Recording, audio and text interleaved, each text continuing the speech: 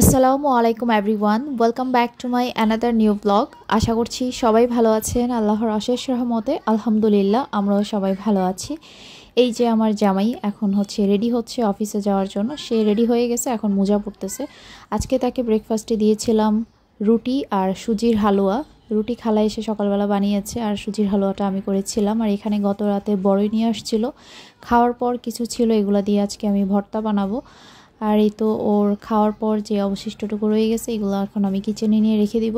আমি এখনও ফ্রেশ হই নাই, ঘুম থেকে উঠেই আমি ওর নাস্তার প্রিপারেশনটা আগে করি, তারপর ওর লাঞ্চ রেডি করে দেই। তারপর আস্তে ধীরে আমি ফ্রেশ হই, তারপর আমি আস্তে ধীরে পরে নাস্তা করি। আবার কোনো দিন ওর সাথেই নাস্তা করে ফেলি, এক এক দিন এক এক রকম। আর এইগুলো দেখেন আমি কি করেছি, সুজির হালুয়া আমি নাস্তা করার পর যেটুকু ছিল ওইটা দিয়ে আমি এরকম লাড্ডুর মতো করে নিয়েছি, যেন আরিশ দেখলে একটু খুশি হয়, সে এটা ভাববে যে এটা লাড্ডু লাড্ডু মনে করে একটু খাবে, অন্যথায় সেই সুজির হালুয়া মুখেও দিবে না। আমার ভাবনা চিন্তা পুরাই রং করে দিয়ে সে এটা টাচও করে নাই। আমি ভাবছিলাম যে যেহেতু বাহিরের কিনা লাড্ডুটা সে খায়, এটাও খাবে, কিন্তু ঘটনা ঘটেছে উল্টা। যাই হোক, সে এখানে ঘুমাচ্ছে, আমি তো নাস্তা করে নিয়েছি, এখন ওকে ঘুম থেকে উঠাবো। তার আগে এখন আমি ব্যালকনির গ্লাসটা খুলে দিলাম। আর এই যে আমার গাছগুলোর অবস্থা, এগুলো কেমন জানি মরে মরে যাচ্ছে এরকম লাগতেছে। আমি রেগুলার পানি দিচ্ছি। এগুলো শীতকালীন ফুল, তো মনে হয় শীতের সিজনটাই থাকবে, তারপর এগুলা মারা যাবে। তো যাই হোক, এখানে আমি পাতাগুলোতে একটু পানি দিয়ে নিচ্ছিলাম, তারপর গাছের গোড়াতেও পানি দিয়ে দিব। যদিও এইগুলা খুব বেশি দিন টিকবে না, যতদিনই টিকে একটু পরিচর্যা তো করতেই হয়।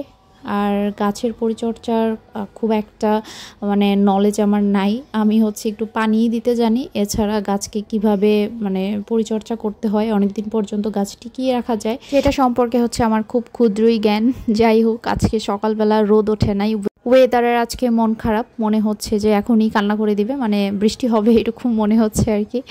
যদিও সারাদিন বৃষ্টি হয় নাই। এখন বাজে বিকেল 4:30। এখন বসে বসে আমি আজকের ভিডিওটারই ভয়েস ওভার দিচ্ছি। সকাল থেকে একদম বিকেল পর্যন্ত এইরকমই হয়ে আছে ওয়েদার। তারপরেই তো আরিশকে ঘুম থেকে উঠানোর চেষ্টা করতেছিলাম। ওকে ঘুম থেকে উঠানোর সময় কত কথা বলতে হয়, হাসাতে হয়, এমন কিছু বলতে হয় যেন ওর হাসি পায়, খুশি খুশি থাকে, তাহলে সারাদিন ওর মুড ভালো থাকে। আর যদি ঘুম থেকে ওঠার সময় ওর মেজাজ খারাপ হয়ে যায়, তাহলে ওর ওঠার পর থেকে মেজাজ খারাপই যায়। সেজন্য ওকে আমি সময় নিয়ে আস্তে ধীরে ঘুম থেকে ওঠাই, একদম যেন হাসি খুশি ঝলমলে চেহারা নিয়ে সে ঘুম থেকে ওঠে। এই যে দেখেন আমার বাবা হেসে কুটি কুটি হচ্ছে। তারপর ওকে নিয়ে যাব ফ্রেশ করাতে। তো প্রতিদিন এই চলে। আর ঘুম থেকে ওঠানোর পর নাস্তা করানো পর্যন্ত আমার অনেকটা সময় চলে যায়। খাবার খাওয়াতে বসলে তো 1 ঘন্টা লেগেই যায়। খাবার নিয়ে যে পরিমাণ যন্ত্রণা সে আমাকে দেয়, কি বলবো আর দুঃখের কথা। এখন যাই, ওকে নিয়ে একটু ফ্রেশ করাই। আজকে একটু ওর অ্যাক্টিভিটিস ভিডিওতে শেয়ার করতেছি, সব সময় তো দেখানো হয় না। তো এই যে ওকে নিয়ে এখন ওয়াশরুমে গিয়ে ফ্রেশ টেশ করাবো, ব্রাশ করিয়ে দিব। নিজের হাতে দুষ্টু পাখিটা এখন ব্রাশ করতে চায় না, এখনও নিজের হাতে ব্রাশটা শিখতে পারতেছে না, আমি ব্রাশ করিয়ে দিতে হয়। আজকে বললাম যে একটু নিজে নিজে ট্রাই করো, বলতেছে না মা তুমি করিয়ে দাও বলতেছিল, আর হেসে কুটি কুটি হচ্ছিল। ঘুম থেকে ওঠার পর ওর প্রথম কোয়েশ্চেন আমার কাছে, মা বাবা কোথায়। ও জানে ওর বাবা অফিসে, বাট প্রতিদিনই সেই প্রশ্নটা করবে, একদম ঘুম থেকে উঠেই তার এটা জিজ্ঞেস করা লাগবে, মা বাবা কোথায়। তারপর সারাদিন একটু পরপরই জিজ্ঞেস করবে মা বাবা কখন আসবে, বা বাবা কখন আসবে। যখন সন্ধ্যা পর্যন্ত সে জেগে থাকে, যেদিন দুপুরবেলা ঘুমায় না, সেদিন সন্ধ্যা হলেই বলতে থাকে মা সন্ধ্যা তো হয়ে গেল, বাবা এখনই আসবে। এই তো আমার কুট্টু ছানাকে ফ্রেশ করিয়ে এখন ওর ড্রেসটা একটু চেঞ্জ করে দিলাম। এখন ওকে বললাম যে তুমি তোমার চুলটা আঁচড়িয়ে নাও, আর ওর চুল আঁচড়ানোর স্টাইল দেখেন, তো নিজে নিজে একটু চুল আঁচড়ানোর ট্রাই করতেছে। এখন ওকে ক্রিম টিম দিয়ে চুল আঁচড়িয়ে ফিটফাট করিয়ে নিয়ে যাব নাস্তা খাওয়াতে। এটা আমার একটা অনেক বড় ডিউটি, সারাদিনে ওর খাওয়ার ডিউটির পেছনে আমার অনেকটা সময় লেগে যায়। এটাই মনে হয় যে সবচেয়ে বড় ব্যস্ততা মাদের জন্য। অনেক আপুরে আমাকে কোয়েশ্চেন করেন আরিশকে আমি কোন ব্র্যান্ডের ক্রিম লোশন এগুলো ইউজ করি। তো আরিশকে একদম জন্মের পর থেকে ছোটোবেলা থেকেই কোডোমো ব্র্যান্ডটা আমি ইউজ করতেছি still now. Cream lotion shampoo, ছোটোবেলায় ফিডার ক্লিনজার, তারপর ফ্যাব্রিক ক্লিনজার, তারপর সাবান, সব কিছুই কোডোমো ইউজ করি। আর বাচ্চাদের জন্য কোডোমো ব্র্যান্ডটা অনেক ভালো।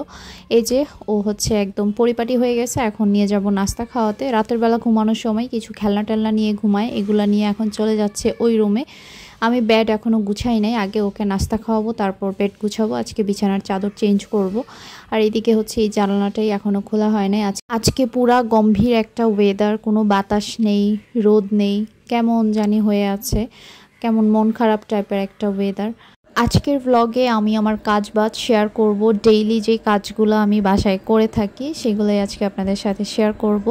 তার মধ্যে সব কিছু তো আর প্রতিদিন থাকে না, কিছু নতুন কাজ অ্যাড হয়, কিছু কাজ কমে, এই রকম আর কি। আজকে আমি কি কাজ করলাম সেগুলোই আপনাদের সাথে শেয়ার করব।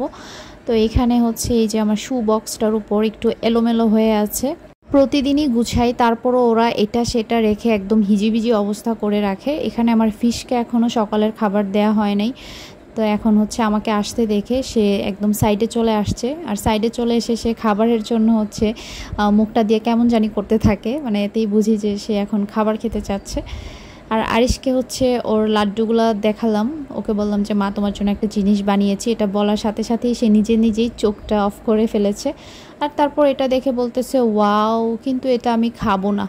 দেখছেন ওর রিয়াকশন, সে ওয়াও বলে আমাকে বলতেছে যে কিন্তু এটা আমি খাবো না। সে বুঝে গেছে এটা কিছু একটা যেটা সে পছন্দ করে না। এখন হচ্ছে আমি ওর জন্য নাস্তাটা রেডি করি। সকালের নাস্তার পর্বটা আমার দুইবারে থাকে। সকালবেলা উঠে একবার হচ্ছে আরিশের বাবার জন্য নাস্তা রেডি করে ওকে বিদায় করা পর্যন্ত থাকে ওর ডিউটি। আর তারপর আরিশ ঘুম থেকে ওঠার পর ওর নাস্তা রেডি করে ওকে খাওয়ানো পর্যন্ত থাকে আরিশের ডিউটি। এই আর কি, সারাদিন ডিউটি চলতেই থাকে, এটাই হচ্ছে আমাদের মায়েদের জীবন। আর এই যে দেখেন বসছিলাম টেবিলে নাস্তা খাওয়াতে, ওখান থেকে আমাকে আবার নিয়ে আসছে এখানে। তো এখন হচ্ছে আমি ওকে এই বেডে বসে বসে খাওয়াচ্ছি। সে এখানে বসে নাস্তা খেতেই বেশি পছন্দ করে, টেবিলে খুব একটা খেতে চায় না। যদিও বসে একটুখানি খেয়ে চলে আসবে, আবার অনেক সময় দেখা যায় টেবিলে বসেই খায়, এক এক সময় এক এক রকম। এখানে হচ্ছে মোবাইল দেখতেছে আর মুখে খাবার নিয়ে বসে আছে। তো এখানে ওকে আমি অনেকক্ষণ টাইম নিয়ে সকালের নাস্তাটা খাওয়ালাম। তারপর এখন আসলাম আমি আমার বেডরুম গুছাতে। তো এখানে প্রথমে আমি বেড কভারটা চেঞ্জ করে নিচ্ছি। তারপরে এই তো আমার বেড গুছানো হয়ে গেছে। এখন বেডরুমের সব ফার্নিচারগুলো গুছিয়ে সব কিছু সুন্দরভাবে আমি জায়গা মতো সব গুছায় রাখবো, কারণ এদিক সেদিক হয়ে যায়, প্রতিদিনই এগুলো গুছানো লাগে, ড্রেসিং টেবিল, ওয়ার্ড্রোবের ওপর সব কিছু। তারপর চলে আসলাম কিচেনে। তো আমি হচ্ছে এখন বোতলগুলো একটু ধুয়ে নিচ্ছি, যেগুলা খালি ছিল ওইগুলাই ধুয়ে নিচ্ছি, বাকিগুলোতে আরও পানি ছিল আর কি, পানি শেষ হলে তারপর হচ্ছে বাকিগুলো আবার ধুয়ে নিব। আর যেহেতু বোতল দিয়ে আমরা পানি খাই, তো বোতলটা হচ্ছে পরিষ্কার রাখা অনেক বেশি জরুরি। আর কিছুদিন পর পর আমি হচ্ছে বোতল চেঞ্জ করে ফেলি, এগুলা হচ্ছে একদম চ্যাপটা করে রেখে দিব। তারপর হচ্ছে নিচে দারোয়ান আঙ্কেলদেরকে দিয়ে দিই আর কি এই বোতলগুলো, তারপর নতুন করে আবারও বোতল নেই। আর জগে পানি রাখলে দেখা যায় যে জগ থেকে ঢেলে আর পানি খাওয়া হয় না, তো সেই জন্য যে পানির যেই বোতলগুলো ওইগুলোতেও পানি রাখি, তারপর এইগুলোতেও পানি রাখি। দেখা যায় গ্লাসের মধ্যে ঢেলেও খাই, সরাসরি বোতল থেকেও খাই। তো এই তো এখন বোতলগুলো একটু সুন্দরভাবে ভালো করে সবগুলো পরিষ্কার করে নিব, তারপর হচ্ছে বোতলে পানি নিয়ে নিব। তারপর কিচেনের একটু হালকা কাজবাজ শেষ করে এখন আমি আসলাম আমার অগোছালো ডাইনিং টেবিলটাকে এক তুড়ি দিয়ে সুন্দর করে গুছিয়ে নিতে। এই যে দেখেন এক তুড়িতেই সুন্দর করে গুছানো হয়ে গেল। বাট তুড়ি দিয়ে গোছানো দেখাটা যতটা সহজ ছিল, এটা নিজের হাতে সুন্দর করে গুছানোটা ততটা সহজ ছিল না, সব কাজই কষ্টের। তার উপর আজকে এখানে আমি ডাইনিংয়ের কভারটা দিয়েছি, অনেক দিন থেকে কভার খুলে রেখেছি, কভার ধুয়ে দেওয়ার পর আর বিছানো হয় নাই। তো ডাইনিং টেবিলের উপর হচ্ছে মানে অগোছালো হয়ে থাকলে, 100টা জিনিস দিয়ে ডাইনিং টেবিল যখন অগোছালো হয়ে থাকে আমার কাছে একদমই ভাল লাগে না। তবে হ্যাঁ, আমি বলবো না যে আমার বাসার ডাইনিং টেবিল অলওয়েজ এরকম পরিপাটি থাকে, একটা দুইটা জিনিস রাখতে রাখতে দেখা যায় যে অনেক সময় অগোছালো হয়ে যায়। যেমন একটু আগেই দেখতে পেলেন সকালবেলার ডাইনিং টেবিলের অবস্থা, এই যে ওরা এটা সেটা রাখে, মাঝে মাঝে আমিও এটা সেটা রাখি। তারপর হচ্ছে আমি এটা খুব অল্প সময়ে এরকম অগোছালো রাখি আর কি, সাথে সাথে আবার চেষ্টা করি গুছিয়ে নিতে। আর যেখানকার জিনিস সেখানে রাখতেই আমার ভাল লাগে। বাট পুরুষ মানুষ ভাই এই জিনিসটা বোঝে না, এদিকের জিনিস ওইদিকে রাখবে, ওইদিকের জিনিস এদিকে রাখবে। যারা সুন্দর করে ঘর গুছিয়ে পরিপাটি করে রাখে এই বিষয়টা ওরাই রিলেট করতে পারবে যে আসলে এই অগোছালোর ব্যাপারটা দেখতে যে ভাই কেমন লাগে। আর এই যে এখানে আমার ল্যাম্পটা রেখেছিলাম, এটাকে কতক্ষণ এখানে রাখি, কতক্ষণ আবার জানালার পাশে এক কর্নার আছে ওইখানে নিয়ে রাখি। ওইখানে আবার মানে সুইচ দেওয়ার কোনো লাইন নেই, তাই ওইখানে রাখলে আমি এটা জ্বালাতে পারি না সন্ধ্যায়, সেজন্য আমি এখানে রাখি। তো তো এখানে রাখলে আবার তার দিয়ে একদম পেঁচানো হজবরল অবস্থা হয়ে থাকে, দেখতেই পাচ্ছেন। তো এই তার দেখে এখন কিভাবে একটু হাইডে নিয়ে ঠিকঠাকভাবে গুছিয়ে রাখা যায়, যেহেতু অনেক লম্বা তার মাল্টিপ্লাগের, এখানে মাল্টিপ্লাগ দিয়ে রেখেছি, তো সেজন্য এখানে খুব বেশি একটা হাইট করে রাখা যাবে না। আর দেখেন খালা সুন্দরভাবে ঘরটর ঝাড়ু দিয়ে ঘরটর মুছে গেছে, বাট এই কর্নারে হাতও দেয় নাই। প্রথম এত সুন্দর করে সব কিছু ঘরটর ঝাড়ু দিত কোনায় কোনায়, এখন হচ্ছে আমি কোনায় অনেক ধুলাবালি, যেগুলো আমার নিজের হাতে পরে পরিষ্কার করা লাগে। তো এই যে দেখেন এই কর্নার হচ্ছে 2-3 দিন মনে হয় ধরে না, অনেক ধুলাবালি আঁশ জমে গেছে। তো এই পুরা কর্নারটা এখন একটু ঝাড়ু দিয়ে নিচ্ছি। অবশ্য একটু পর আমি পুরা ঘর আবারও ঝাড়ু দিতে হবে, কারণ ফার্নিচার মোছামুছি করলে তারপর আবারও ফ্লোরে অনেক ধুলাবালি জমে। তো বাসা 2-3 বার করে ঝাড়ু দেওয়া লাগে। প্রথমে তো সকালে উনি এসে ঝাড়ু টাড়ু দিয়ে মুছে যায়, তারপর আবারও আমি আরিশ যখন ঘুমায় থাকে, সে তো আর ওঠে না সকালবেলা, ও ওঠার পর হচ্ছে বেড গুছিয়ে আবারও আমি বেডরুম ঝাড়ু দিতে হয়। তো এই তো ল্যাম্পটা একটু সুন্দর করে মুছে নিলাম, সব জিনিসগুলো আবার রেখে দিলাম। তো এই পাশটা আমার গুছানো হয়ে গেছে। এত উপরে থাকি তারপরও এত ধুলাবালি আসে। আমি আগে ভাবতাম যে নিচের ফ্লোরগুলোতেই বেশি ধুলাবালি আসে, উপরে এতটা আসে না। এখন দেখি যে উপরে আরও বেশি পরিমাণে মনে হয় আসে। একদিন মোছার পর পরদিন আবার ফার্নিচারের উপর তাকালে দেখা যায় আবারও অনেক ধুলাবালি পড়ে থাকে। আর এই তো এখন হচ্ছে আমি আমার বহু মানে কি বলবো সাধনার জিনিসকে একটু মুছে টুছে নিচ্ছি। এটা আমার অনেক সাধনার একটা জিনিস, মানে আমি এটা অনেক কষ্ট করে অ্যাচিভ করেছি, আমার সিলভার প্লে বাটন। তো আমি একটু টিস্যু দিয়ে সুন্দর করে মুছে নিচ্ছি। এটাতে কিন্তু মিরর আছে মাঝখানে, গ্লাসটাতে হচ্ছে সব দেখা যায়। তো আমার এই সিলভার প্লে বাটনটাকে আমি ফ্রেমিং করে নিব। এটা এভাবে খালি দেয়ালে মানে চোখে লাগে না, বা দেখতে কেমন জানি একটু লাগে, যেহেতু আমার দেয়ালের কালারটাও একটু স্কাই ব্লু টাইপের, তো সেজন্য হচ্ছে এটাকে ফ্রেমিং করে নিলে দেখতে সুন্দর লাগবে। বাট করব করে করাই হচ্ছে না। কিছু জিনিস দেখা যায় যে করব ভাবি, সেই জিনিসটা করাই হয় না, অনেক পিছনে চলে যায়, করে ফেললেই করা হয়ে যায়। তো এখন হচ্ছে সব জিনিসপত্রগুলা একটু সুন্দর করে আমি মুছে টুছে নিচ্ছি, সব কিছু গুছিয়ে টুছিয়ে এখন হচ্ছে একটু গাছটাতে একটু পানি দিয়ে দিচ্ছি। তারপর হচ্ছে আমি যাব বড়ইয়ের ভর্তা বানাতে। আজকে হচ্ছে যে বড়িগুলো ছিল গতকাল রাতে আনছিল, খাওয়ার পর কিছু ছিল, এগুলা দিয়ে এখন ভর্তা না করলে এগুলা হচ্ছে এভাবেই থেকে যাবে, নষ্ট হয়ে যাবে। প্রথম আনার পর প্রথমেই 2-1টা যাই খাই, এরপরে আর খাওয়া হয় না। তো এই তো আমি চলে আসলাম এখন সেদিনের মতো ভর্তা বানাতে। পাটার মধ্যে এইগুলাকে এখন ছেঁচে ভর্তা করব। আর বড়িটা খুব বেশি টক না, মিষ্টি টাইপের একটা বড়ি, তো আমি সাথে তেঁতুল দিয়ে ভর্তাটা বানাবো। তো প্রথমে হচ্ছে সব বড়িগুলাকে ছেঁচে নিচ্ছি, তারপর হচ্ছে কাঁচামরিচ ধনেপাতা বেটে নিব। কাঁচামরিচ আর ধনেপাতা একসাথে যখন বাটতেছিলাম তখন এত সুন্দর একটা ফ্লেভার বের হচ্ছিল, ওই ফ্লেভারে আমি চলে গিয়েছিলাম আমার ছোটোবেলায়, যে আম্মু পাটায় এরকম করে ভর্তা বানাতো, আমি পাশে বসে বসে দেখতাম।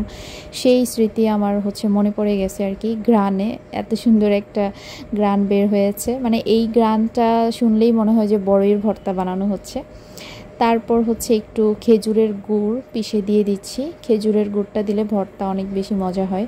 তারপর এখানে আমি চিনিও অ্যাড করব, কারণ ভর্তা আমার কাছে মিষ্টি মিষ্টি খেতে ভাল লাগে, একটু টক মিষ্টি থাকবে, বাট পুরাটাই যেন টক বা পুরাটাই যেন অনেক বেশি ঝাল এই টাইপের না হয়, একটু মিষ্টির টাচ থাকবে, তাহলে আমার কাছে ভাল লাগে।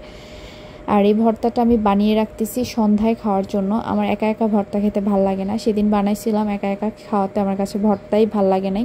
পরে যখন সন্ধ্যায় ওর সাথে বসে খেয়েছি, ভর্তার টেস্ট মনে হয় যে 100 লেভেল উপরে চলে গেছে। তো একসাথে ভর্তা খেতে বেশি ভাল লাগে। তো এখন বানিয়ে জাস্ট আমি একটু লবণটা চেক করব, তারপর এটাকে আমি ফ্রিজে রেখে দিব, সন্ধ্যায় ও আসলে আমরা একসাথে খাবো। এই তো এখানে আমি সব কিছু দিয়ে সুন্দরভাবে মজার একটা ভর্তা বানিয়ে নিলাম। টক বড়ই হলে এই ভর্তাটা আরও বেশি মজার হয়, এটা একটু মিষ্টি টাইপের বড়ই ছিল। তারপর এখন আমি কিচেনটাকে আবারও একটু গুছিয়ে নিব, কারণ বড়ইয়ের ভর্তা বানানোর পর হচ্ছে ছিটকে গিয়ে অনেক কিছুই এখানে নষ্ট হয়ে গেছে আর কি, এদিক সেদিক চলে গেছে বড়ইয়ের ভেতরের শ্বাসগুলা। তো এখন হচ্ছে আমি সিঙ্কের উপরটা আর একটু সুন্দরভাবে আমি পরিষ্কার করে নিলাম। তারপর এই তো ওয়েদারের অবস্থাটা একটু দেখতে আসলাম, বাহিরে কাপড় দেয়া আছে, আমি চিন্তা করতেছি কাপড় কি নিয়ে আসবো, বৃষ্টি কি চলে আসবে, এইরকম চিন্তা করতেছিলাম। চিন্তা করতে করতে আমি চলে গেলাম গোসলে। তারপর হচ্ছে গোসল করে আমি বের হয়েছি, ঘড়িতে বাজে দুপুর 1:30। সেই যে আমি সকাল 10টা থেকে শুরু করেছি, সকাল 10টায় আমি নাস্তা খেয়েছিলাম, তারপর নাস্তা খেয়ে আরিশকে ঘুম থেকে ওঠানো পর্যন্ত সব কিছুই আজকে আমি শেয়ার করেছি। মাঝখানে আরও কিছু কাজ ছিল, সব কাজ তো আসলে ভিডিওতে ধারণ করা যায় না। তারপর আর কি এখানে দেখলাম যে আরিশ খেলতেছে বসে বসে, ওর সাথে একটু বসলাম, তারপর যাব গোসল করতে। গোসল করে এসে নামাজ পড়ে আমি আরিশ খেয়ে তারপর বসবো আমি ব্লগ এডিট করতে, ব্লগে ভয়েস দিতে। এই কাজ করতে করতে আমার বেজে যাবে 5:30 থেকে 6টা। তারপর আর ঘুমের টাইম থাকে না, প্রতিদিন এইভাবেই কাটে। অনেক সময় দেখা যায় যে হাতে ভিডিও থাকলে ব্লগটা আমি সকালবেলার দিকে এডিট করি, যেদিন আমার সকালে কাজটা একটু কম থাকে। তো এই আর কি ব্যাপার। তারপর তো আবার কি রাতের বেলা থেকে রান্না বান্না করব। তো এই হচ্ছে আর কি আমার সারা দিনের অ্যাক্টিভিটিস। কাজের খালা কাজ করে যাওয়ার পরেও কিন্তু একটা সংসারে 100টা কাজ থাকে, যে কাজগুলো খালি চোখে না দেখা গেলেও একটা বাসায় ঢুকলেই বোঝা যায় আসলে গুছিয়ে সংসার করাটা এতটাও ইজি না। তো আজ এই পর্যন্তই, আল্লাহ হাফেজ।